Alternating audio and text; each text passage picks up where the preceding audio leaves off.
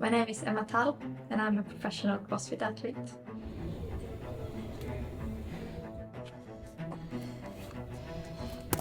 I grew up in Älmhult, small town in Sweden.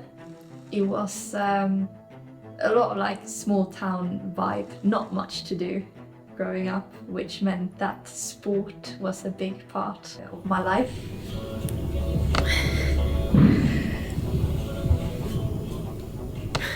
The way I would describe Emma, as both an athlete and a person, she's very thoughtful and very internal.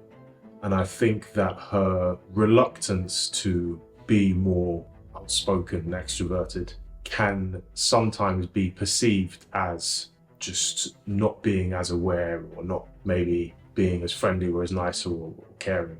But I think it's the opposite very much. She thinks a lot about what she's doing within the sport. Every little movement that she's doing, she's analyzing, like as she's doing it, breaking it down, like how can this be better? Every decision that she's making within the workout, how she's choosing everything from like the kit to wear that she's wearing to the competition that she's participating in for the season. Everything has a lot of deep thought that goes into it. And I think all of those things are exactly the same as her as a person.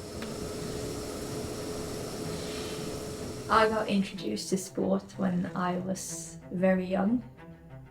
First it was swimming, but I got knee problems very young, so swimming was basically my only choice at that time if I wanted to continue with sport. So that's what I did until I was 22 years old. I got introduced to CrossFit by a former swim coach.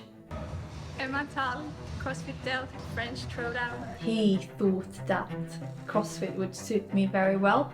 I enjoyed gym training and just doing a lot of other stuff and traveling. But after a while, when I moved to the Netherlands, I went to a CrossFit box there, and that's how it all started.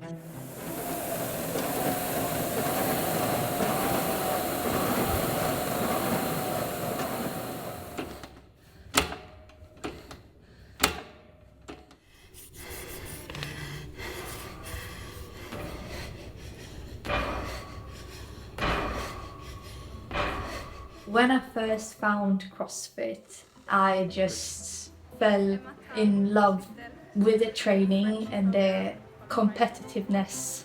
I enjoyed it so much. I had so much energy to put into it that I didn't mind wake up at 5 o'clock in the morning and bike to the box to do a session before I needed to go in and sit in the office for 8 hours and then go directly to the box after to do my second session.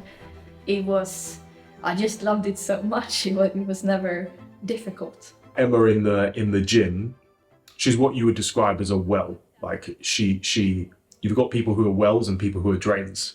And I think we all sometimes like, depending if we're in a bad mood, we can be a bit of a drain on the environment. But Emma is definitely a well. Like she brings energy and like a positive vibe and attitude to the training session of that, like we are here to get better and we're here to get better and enjoy doing it.